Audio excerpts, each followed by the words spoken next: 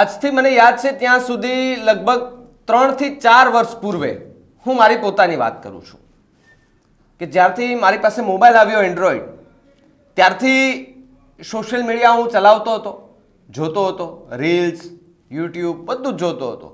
અને સ્વાભાવિક રીતે કે હું જ્યારે ઇન્સ્ટાગ્રામ પર રીલ્સ, ત્યારે ટિકટોક હતું તો ટિકટોકમાં રીલ્સ જોતો તો મારા ઘરના પરિવાર વચ્ચે બેઠા હોય ત્યારે હું જોઈ શકતો, કારણ કે ત્યારે એવું ન્યુસન્સ નહોતું ફેલાતું, એવી રીલ્સ નહોતી આવતી. પણ આજે કેવું થયું છે, કેટલો કહેવાય ને કે કેટલો સુધારો આવ્યો છે આ લોકોમાં. સોશિયલ મીડિયા ઇન્ફ્લુએન્સર છો સાહેબ, ઘણા સારા ઇન્ફ્લુએન્સર છે કે જે સારી એવી બાબતોનું ધ્યાન રાખે છે અને સારું એવું કન્ટેન્ટ લોકોને આપે છે, પણ એ સારું કોઈને સાંભળવું નથી. બધાને રસ એ કોન્ટ્રોવર્સીમાં છે. વાત ગુજરાતની કરવી છે કે ગુજરાતમાં અમુક એવા ઇન્ફ્લુએન્સર જે પોતાની જાતને ઇન્ફ્લુએન્સર માને છે, પણ તમે પોતાની જાતને તો પૂછો કે તમે એને લાયક છો કે નહીં. નમસ્કાર, આપ જોઈ રહ્યા છો ન્યૂઝરૂમ અને આપની સાથે હું છું ભાવી. છેલ્લા કેટલાય દિવસોથી રાજ્યમાં કોન્ટ્રોવર્સીનો મુદ્દો ખૂબ ચર્ચાનો વિષય બન્યો છે. હવે આજે કોન્ટ્રોવર્સી અને સોશિયલ મીડિયા ઇન્ફ્લુએન્સર આ બધાને મિક્સ કરીને એક વાત કરવી છે. મેં પહેલાં કીધું એમ કે 3-4 વર્ષ પૂર્વે ઘરની અંદર પરિવાર સાથે બેઠા હોય ત્યારે આપણે રીલ્સ સ્ક્રોલ કરતા તો એવી કોઈ રીલ્સ ન આવતી, પણ અત્યારે ઘરમાં પણ ન જોઈ શકાય કે ન તો બહાર જોઈ શકાય એવી રીલ્સો, બેફામ ગાળો, વાણી વિલાસ, એવા ગીતો, ન્યુસન્સ,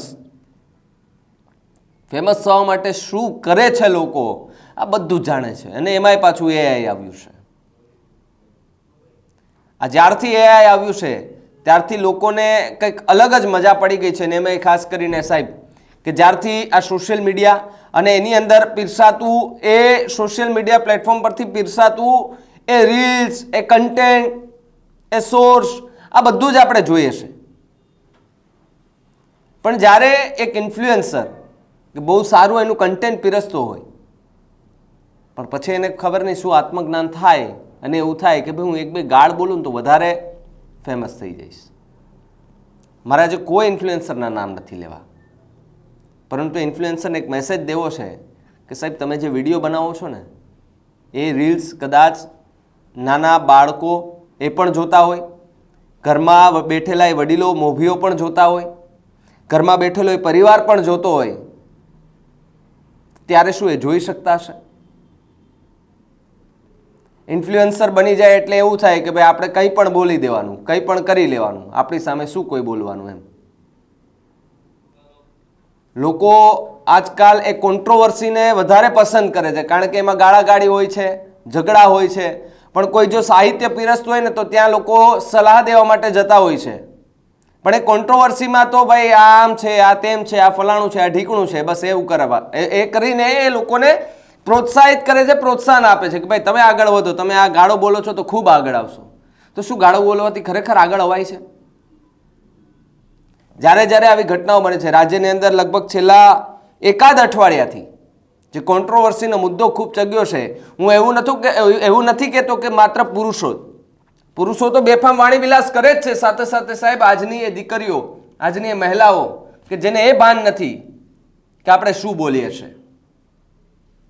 મને તો એ વિચાર આવે છે કે જ્યારે એક મહિલા ગાળ બોલે છે, અનાપ શનાપ બોલે છે, અભદ્ર ભાષા બોલે છે, ટિપ્પણીઓ કરે છે કોઈ પર, તો એમના ઘરના નહીં જોતા હોય, એમના મા બાપ, એમના ભાઈ બહેન કોઈ નહીં જોતું હોય, અને જોતું હશે ત્યારે પણ એમનો વિચાર નહીં આવતો કે આ શું કરે છે, એને કહેતા નહીં હોય કોઈ. સ્વાભાવિકપણે ન કહેતા હોય તો જ આવું બોલી શકે. પરંતુ જ્યારે સોશિયલ મીડિયા ઇન્ફ્લુએન્સર ઘણા બધા મેં જોયા છે સાહેબ કે જે સારું એવું કન્ટેન્ટ લઈને આવે છે, લોકોને જોવું પણ ગમે છે, મહેનત કરે. હું એવું નથી કહેતો કે ભાઈ સોશિયલ મીડિયા ઇન્ફ્લુએન્સર બધા જ એક સરખા હોય છે, પરંતુ આજકાલ ટ્રેન્ડ ચાલ્યો છે કે ભાઈ સોશિયલ મીડિયા ઇન્ફ્લુએન્સર એટલે આપણે તો ગાળો બોલવાની, જેમ ફામ બોલવાનું, કોઈને ઉતારી પાડવાનો, કપડાં કાઢી નાખવાના, મારઝૂટ કરવાની, લાઈવ કરીને આને ગાળો દેવાની, આને ફલાણું કરવાનું. આ સોશિયલ મીડિયા ઇન્ફ્લુએન્સરનો આજનો આખો ધંધો થઈ ગયો છે. આજે બધા જ ગુજરાતની અંદર ઘણા બધા ઇન્ફ્લુએન્સર મેં તો જોયા છે કે સાહેબ સારા એવા બ્લોગ્સ બનાવીને લોકોને પ્રોત્સાહિત કરે છે કે આવી જગ્યાએ જવું જોઈએ. પણ અમુક એવા ઇન્ફ્લુએન્સર એવા પણ જોયા છે કે જે લોકોને ગેરમાર્ગે દોરી રહ્યા છે. પછી ગેરમાર્ગે દોરવાનું કારણ તો આપ સૌ પણ જાણો છો, પેલા બોલવામાં ભાન ન રહે અને પછી કેવું થાય, અડધી રાતે માર પડે, પછી કોઈ ફરિયાદ ન લે, એટલે આવી બધી ઘટનાઓ બને. પરંતુ સોશિયલ મીડિયા ઇન્ફ્લુએન્સરને મારી એક સલાહ છે કે સાહેબ, ગાળો તમે બોલો છો, તમે જે કોન્ટ્રોવર્સીનો જે ઇસ્યુ લાવો છો, તમે આ કોઈને પછાડી પાડવામાં કે પાડી પાડવાની જે વાત કરતા હો છો, આ બધી જ એ કોકના ઘરમાં પણ જોવાતું હોય છે. કોઈની મા, બેન, દીકરી, ભાઈ, બાપ, આ બધા લોકો જોતા હોય છે. ત્યારે વિચાર કરતા હશે કે આવું તો શું થઈ રહ્યું છે ગુજરાતમાં. જ્યારે ગુજરાતી ભાષાની વાત કરીએ છીએ આપણે, સૌથી શ્રેષ્ઠ ભાષા હોય તો એ ગુજરાતી માને છે બધા, અને ગુજરાતી ભાષામાં એ ગુજરાતી ભાષા બોલનાર એ જ લોકો આજે ગુજરાતી ભાષાને બદનામ કરતા દેખાઈ રહ્યા છે.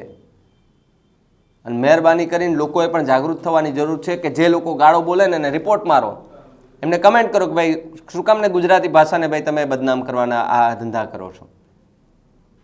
સૌથી સુંદર ભાષા આપેલી છે આપણી તો ગુજરાતી, કે જ્યારે ગુજરાતીમાં કોઈ શબ્દ બોલાય ને તો લોકો આપણી ભાષા શીખવા માટે તો શું કરતા હોય એમ કે ક્લાસ કરે કે ભાઈ અમારે ગુજરાતી તો શીખવું જ છે એમ. આપણે ઘણીવાર જોતા હોઈએ છીએ કે જે ફોરેન લોકો આવતા હોય છે, ફોરેનના લોકો પણ 2-4 શબ્દો શીખીને જાય છે. કેમ છો, મજામાં છો, જમી લીધું, શું કરો છો, આ બધું શીખીને જતા હોય છે. પરંતુ ગુજરાતની અંદર ગુજરાતના એ લોકો એ કોન્ટ્રોવર્સી ઊભી કરે છે, એ ઇન્ફ્લુએન્સર એવી કોન્ટ્રોવર્સી ઊભી કરે છે કે જ્યારે ગુજરાતી ભાષા બોલવામાં પણ એ લોકોને શરમ નહીં આવતી હોય અને નથી જ આવતી. આ ઇન્ફ્લુએન્સરનો આખો મુદ્દો કેવી રીતે ગાળાગાળી બોલે છે, બધું જ કરે છે વાયરલ થવા માટે. એ મુદ્દે તમારું શું માનવું છે અમને કમેન્ટ કરીને ખાસ જણાવજો. તો આવા જ વધુ સમાચાર માટે આપ જોતા રહો ન્યૂઝ રૂમ. નમસ્કાર.